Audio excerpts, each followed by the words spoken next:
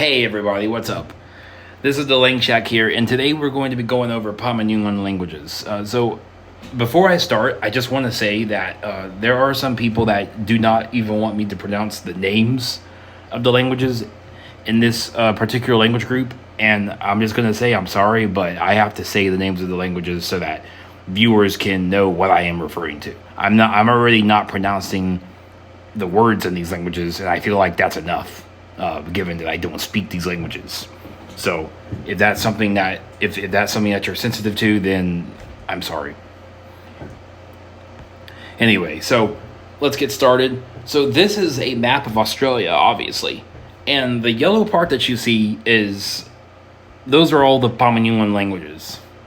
And that it covers roughly about 90% of the continent.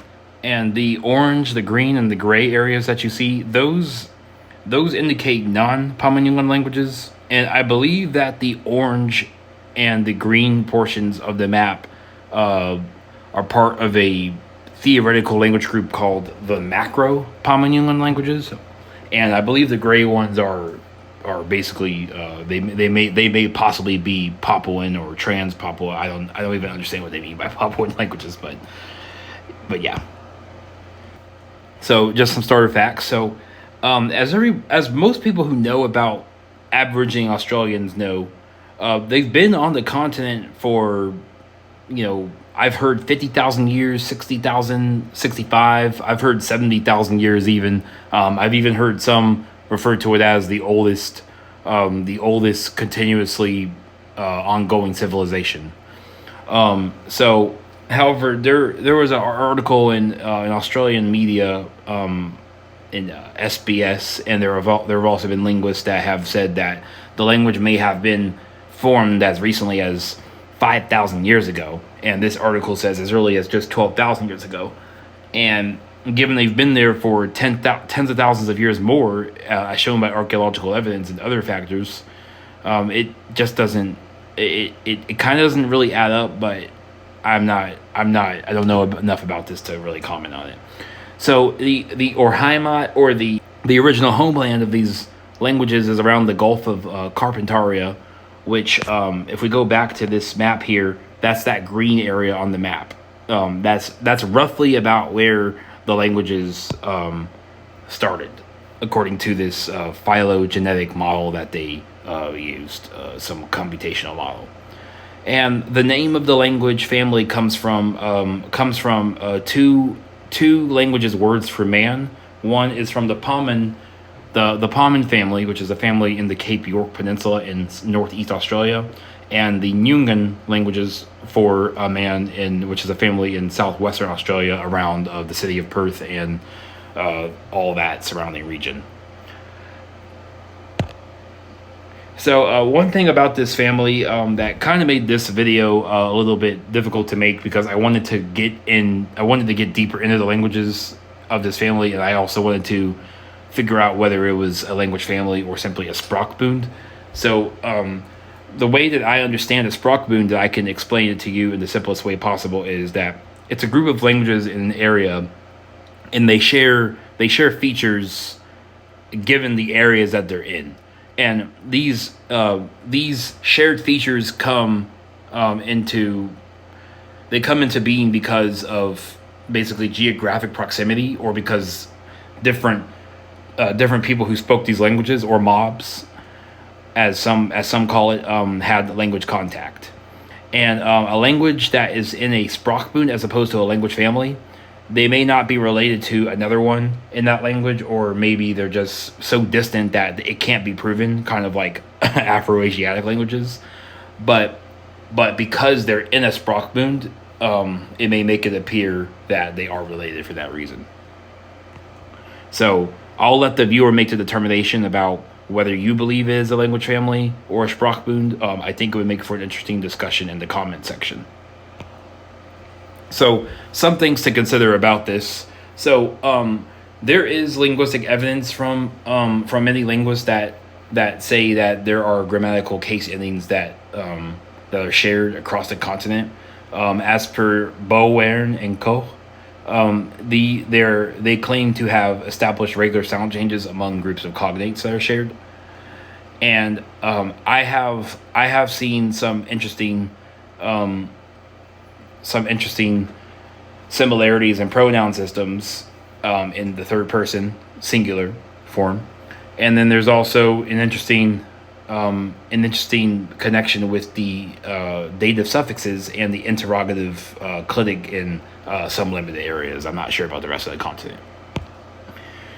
So some notes about the shared pronoun structures. So in verb conjugations, the pronouns in the third person are compared to English are very, very complex, and there's usually probably 4 different forms, whereas we just have like he or she, her, and him. That's basically it.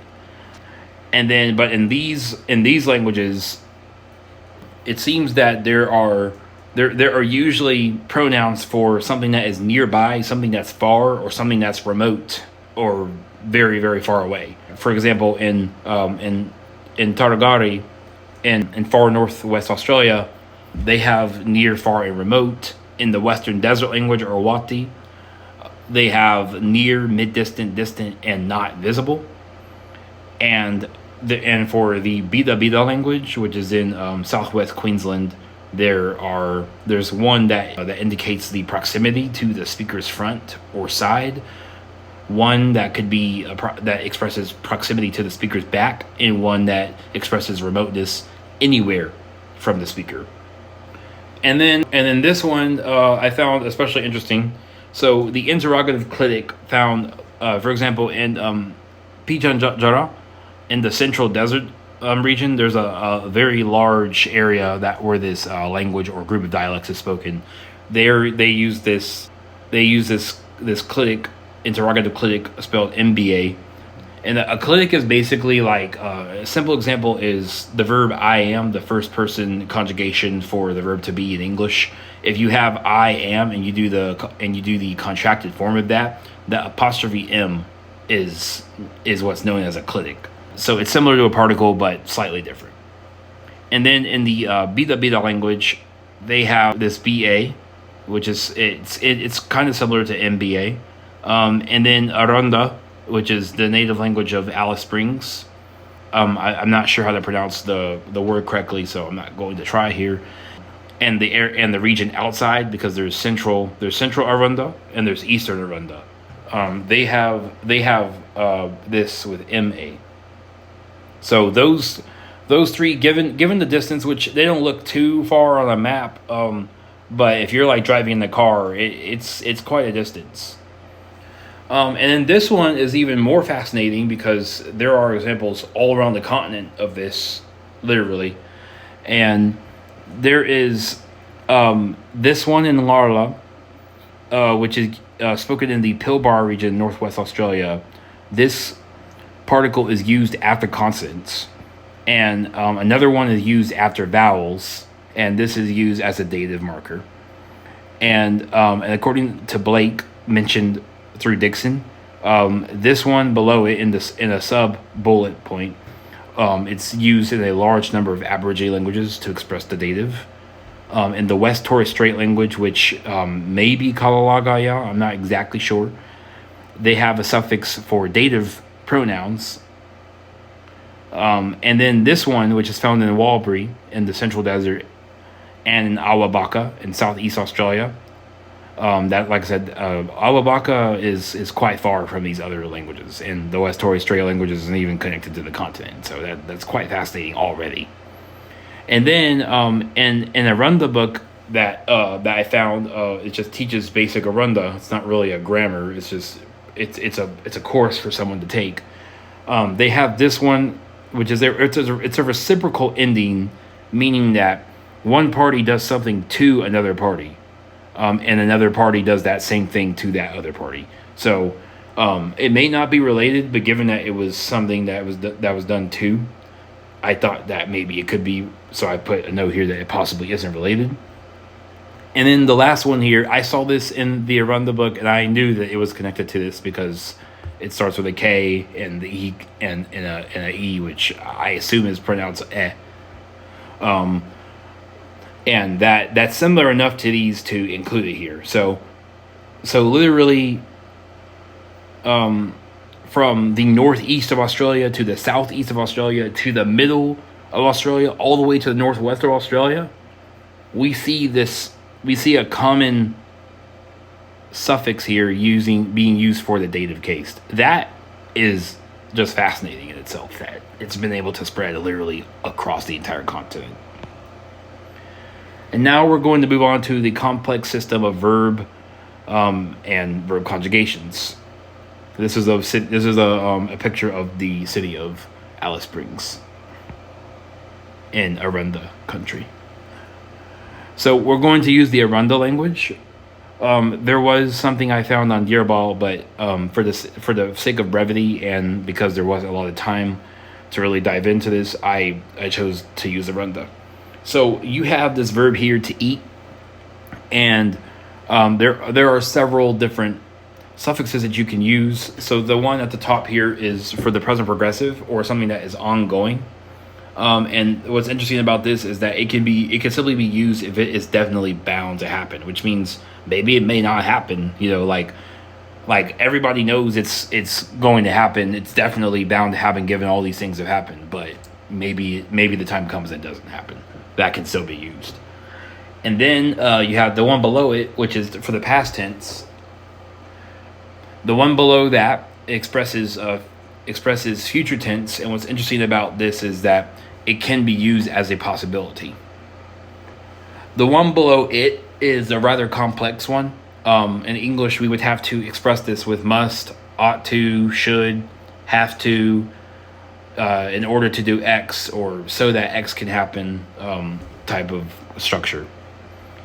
Below that, we have a different verb, which means to listen. So this is the stem of the verb, or the infinitive. However, it can be used imperatively. So under that, we have you can attach any of these to them, and you can use these to imperatively say something. And you can also use it to grab attention or to express emphasis, basically to just make it stronger. Below that, if you attach this to the stem, it is used as a negative imperative, so basically telling someone not to do something. And under that, we have a reflexive ending, meaning that it's done to oneself. And this is using a different verb, and you use this ending before you put the tense. And it's the same for the one below it. So the reciprocal ending is also going to be put before the tense or to express time. And more examples in the Arunda. So the first sentence means the two dogs bit each other. So in this example, you have the word for dogs, and you have the number 2.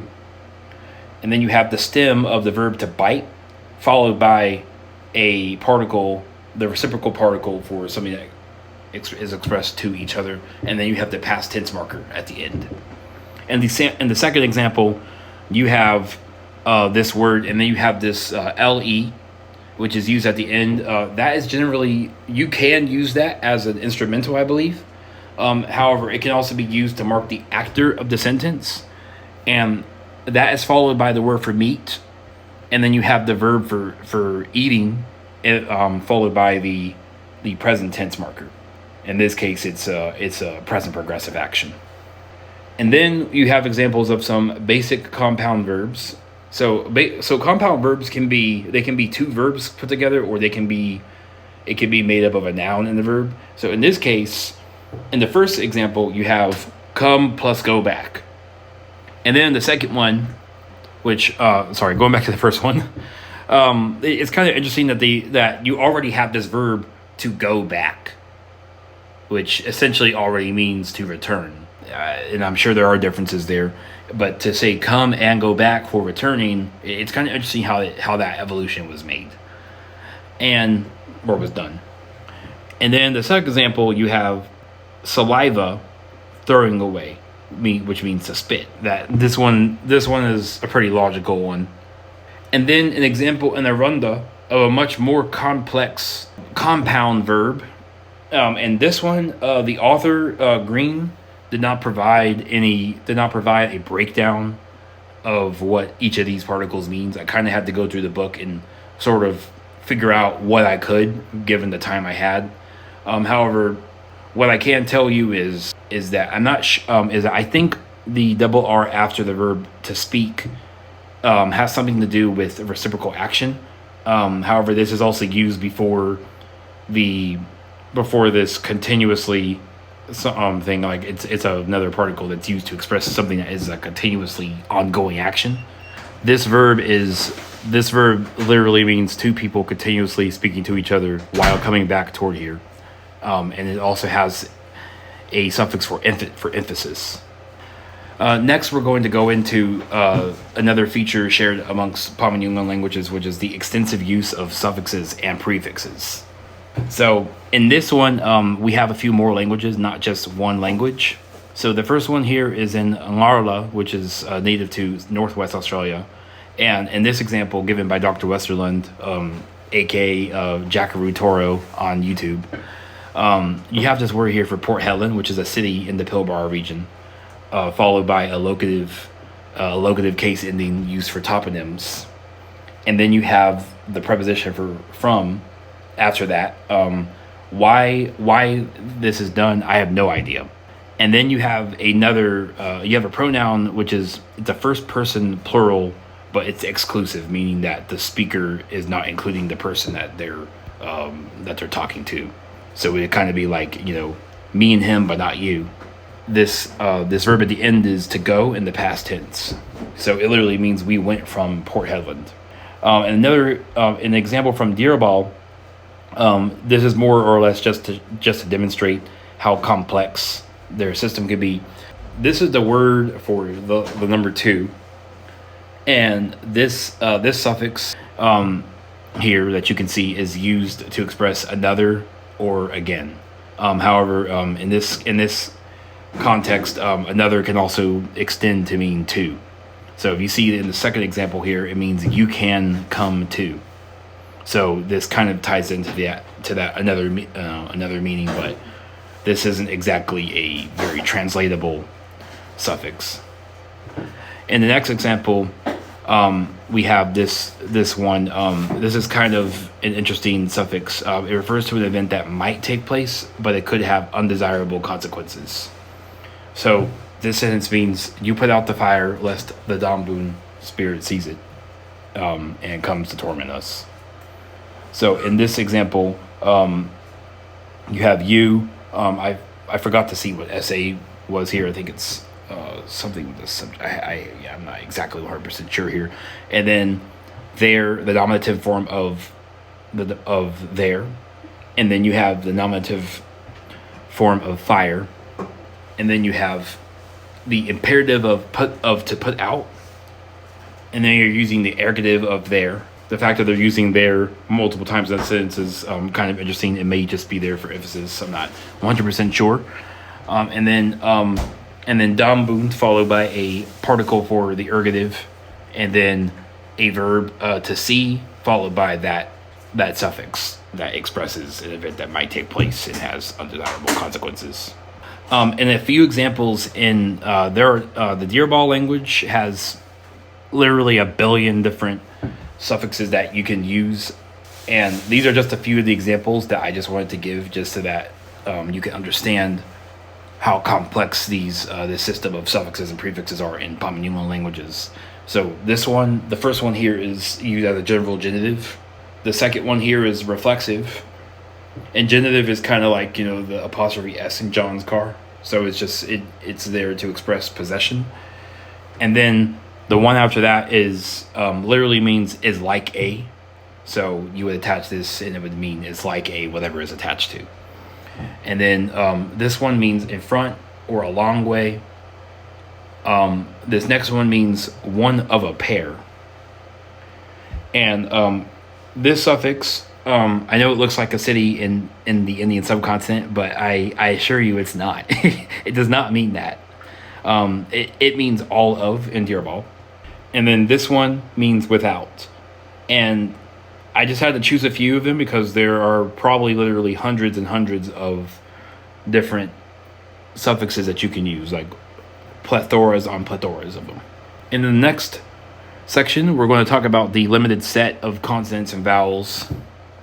So there's not too much to talk about here. It's mostly just talking about, we're mostly just going to talk about the sounds that are shared in common amongst Pama-Nyungan languages. So Dr. Westerlund and Dixon, they share what they believe are common. Westerlund actually provides a cross-reference to Dixon. However, in Dixon's 1972 work or 1976 work, I've seen both the years. I think they're different editions. On Dirabal, he gives these bilabial, laminodental, laminopalatal, alveolar, apico-alveolar, and apical-domal or retroflex, and also dorsovelar. And then in Dr. Westerlund's version, you can see that there's more sounds that are provided. And but however, these are found in a work from Dixon from much later. The most Australian languages tend to have these. You can also see this even going on Wikipedia and looking at the phonemes that are shared in many of those languages. They have a front high vowel and a mid low vowel and a back high vowel. And these are the phonemes of the proposed Proto-Pama-Nyungan language. Again, you could see here they have the front, the back, the front high and the back high, and the low, which I'm assuming is mid. Maybe it goes both ways. I'm not sure here. And they had 6 different vowels, whereas most of them in the previous slide, you see they mostly only have 3. So that tells me that some languages have more vowels than these. At least that's what is posited in these tables.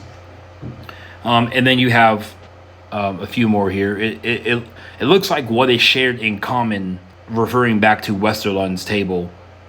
There are fewer. There aren't as many of these sounds being used in the Proto-Pama-Nyungan language. And now we'll talk about probably one of the most confusing parts of this, which can also be mixed up with ergativity, the tripartite case marking system. So what is a tripartite case system? A tripartite case system, this means that the main person or the entity doing an action, the subject is in an intransitive verb, meaning just, for example, you walk with nothing after it, like you walk in the morning. Or the subject agent in the transitive verb, meaning the I and I walk the dog, meaning that in the transitive verb you have to have some kind of object that the verb is acting on. And the direct object of a transitive, or the dog and I walk the dog, they each of those entities are treated differently in a language with a tripartite case system. So in the Ngarla language, in an example given by Dr. Westerlund, who makes videos here on YouTube, if you're interested, I'll leave his channel, a link to his channel in the comments. In this one, we have a sentence here that says, we went from Port Hedland by train to go to Marble Bar, which is another city in that region. And the first here is the city of Port Hedland. You have the locative, you have the locative particle, and you have, I marked this in the wrong color. That yellow should be the yellow from, excuse me. And here you have the first person plural pronoun, exclusive. And then you have the verb to go in the past tense again. And you have, this is a loan word from English for train. And then after that, you have an article that means literally on. And then you have the town of Marble Bar. And then you have another locative, which is basically the same as the locative used after Port Hedland in the beginning of the sentence. And then you have an allative marker, which basically just means that you're headed towards something. Dr. Westerlund pointed out that the suffix NYA means in the area of, and then there's another one, locative case marker, that could be used to express that something is in the exact location. As per Dr. Westerlund, he explained that it can indeed be very difficult to tell prefixes and suffixes apart from case markings. They appear to be very similar, which is why, and sometimes they can even be mistaken to be one or the other. And he says that it can be rather difficult to tell these apart. So in this other example, so you have the verb to give, you have I in the nominative case, and then you have you in the accusative case, second person singular pronoun, and then you have the word for good expressed in the dative, and then you have the word expressed in the dative case. So in Ngarla, at least, the adjective, at least in this example, you should be expressed in the case that the same case that the noun is expressed in as well. So as per Dr. Westerlund, this means I give you a good recommendation. And now we're going to hit up ergativity. Just want to note here that if you read a lot of older works on Australian languages, like stuff from like the 19th century or the earliest 20th century, they describe what is known as ergativity today in different ways. I saw an academic paper about this, and it was analyzing many of these works and basically just pointing out what is ergativity, which at that time, I don't know if the word ergativity was a word or if people who wrote these were just simply philologists who had no idea what it was, and they were just explaining how the language works according to their description. I'm not sure, but they're known today as ergativity. So the difference between this and the tripartite case system is that the ergative is going to be a separate thing. It's very difficult to explain how this is. I believe many Celtic languages have this ergative case. Georgian has it. Basque might have it as well, and I'm sure there are other languages that have this phenomenon. And in the Wang Kumara language, which is native to Queensland, I have a couple examples here. So the first one in this sense, a man walks with a stick. So this first one means it's the nominative of man. The second is to walk in the present tense, and then you have the noun stick, and then you have the instrumental. You see the RRU. I was kind of thinking earlier that that might be related to the RRA or the RRE from for the dative, but I don't think it has anything to do with it. And then the second sentence here, we have a sentence that means the man hit the female dog. So the first word means man. This is an ergative case ending. And then we have the verb to hit in the past tense. And then we have the word for dog expressed in the accusative sense. And this is a non-masculine singular case ending. So that indicates that it is a female dog. And back to Ngarla, the Pilbara language of Northwest Australia.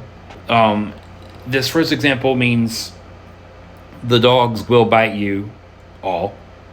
And the first one is dogs, expressed in the dative. Then you have the second person, the second person plural.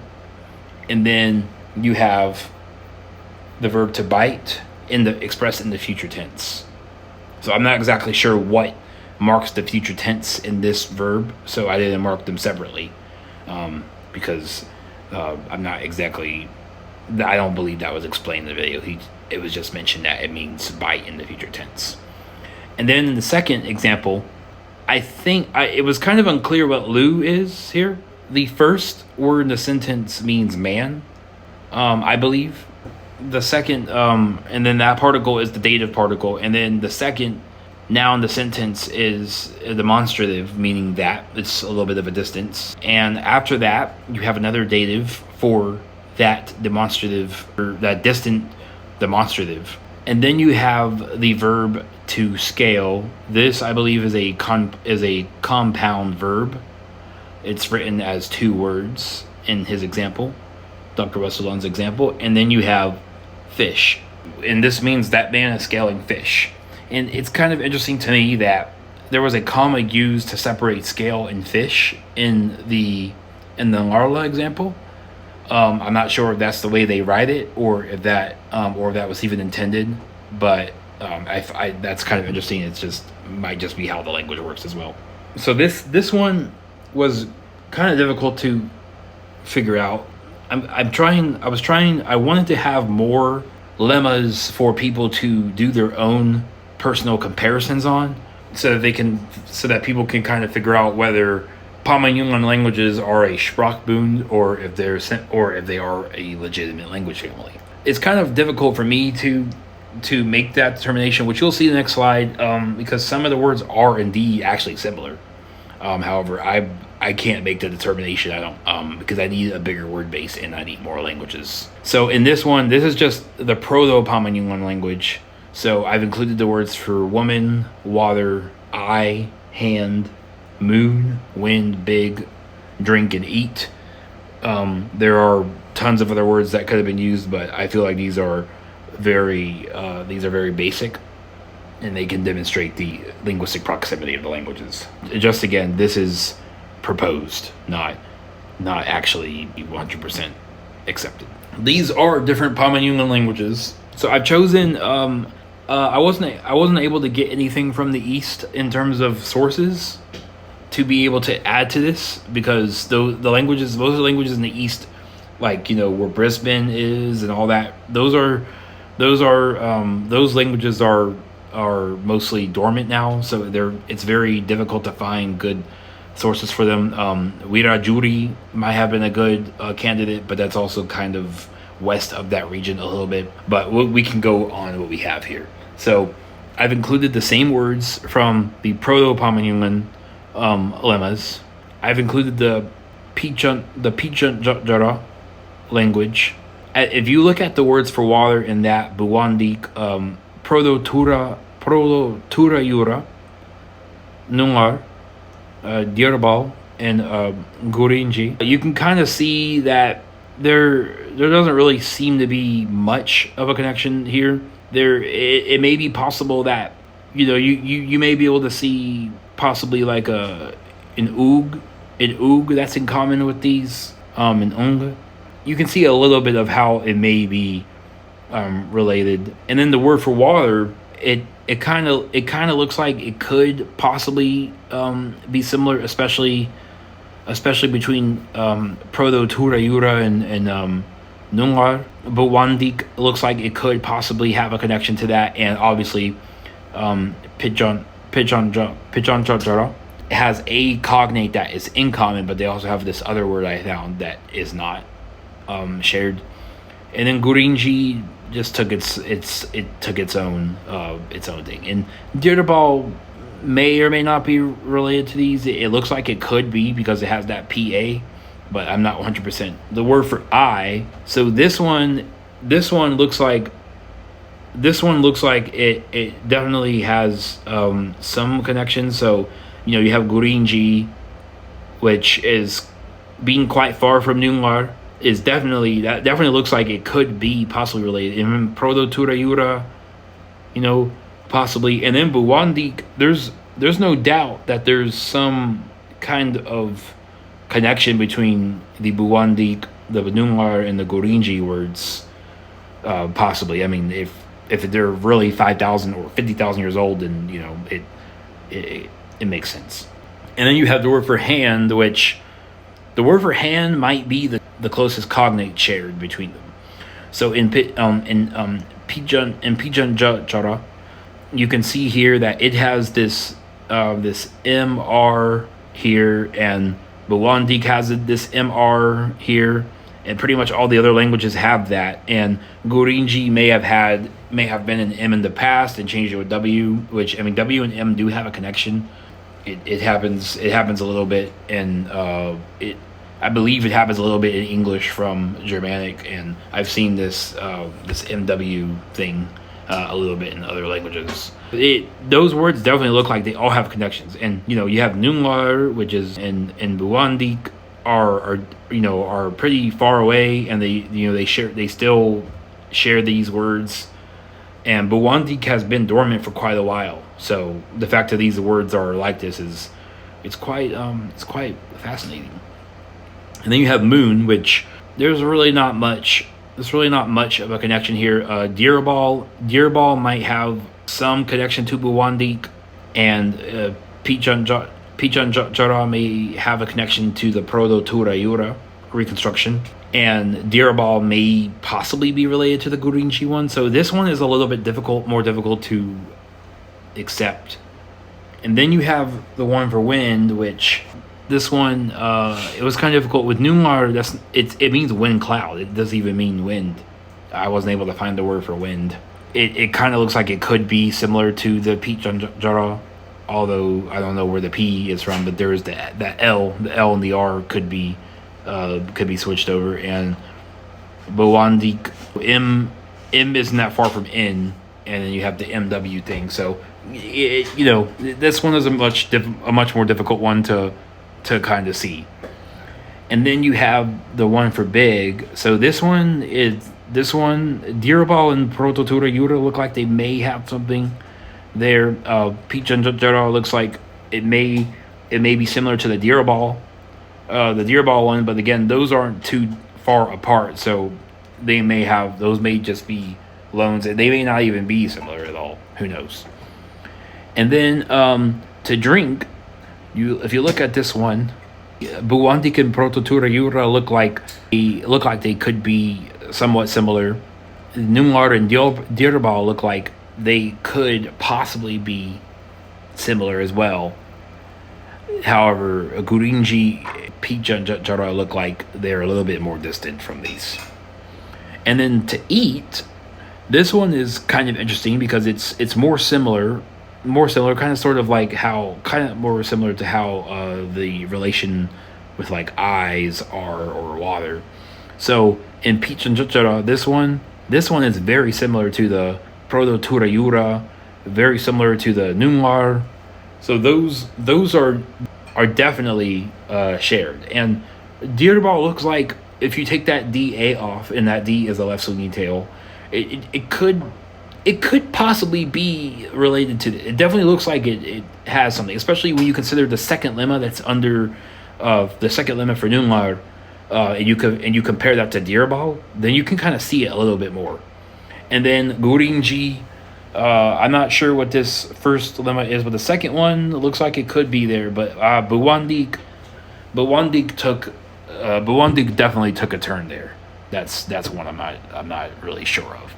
But yeah, I mean, you can kind of see the connection between them. It looks like they are sort of shared. It looks like they may have, maybe language contact over thousands of years, may have caused this, or whenever that phenomenon when someone passes away, someone important passes away, and they don't want to use that word in the language anymore, and they adopt it from another language, kind of like what happened in many Polynesian languages. That phenomenon may have happened, but I'll let the viewer make that determination. So anyway, thank you everybody for watching this video. I would definitely love to see a discussion in the comments about whether you think this is a sprachbund or a language family, based on the evidence that has been presented. If you want to see a more in-depth analysis of lemmas from a Swadesh list or something, or a more in-depth investigation on this in the future, definitely let me know, and I can take some time to set some time aside to do that. But I would love to know what you all think about the connection between these languages, because it's very difficult to really posit whether it is a sprachbund or a language group. Thank you everybody for watching. I'll see you in the next video.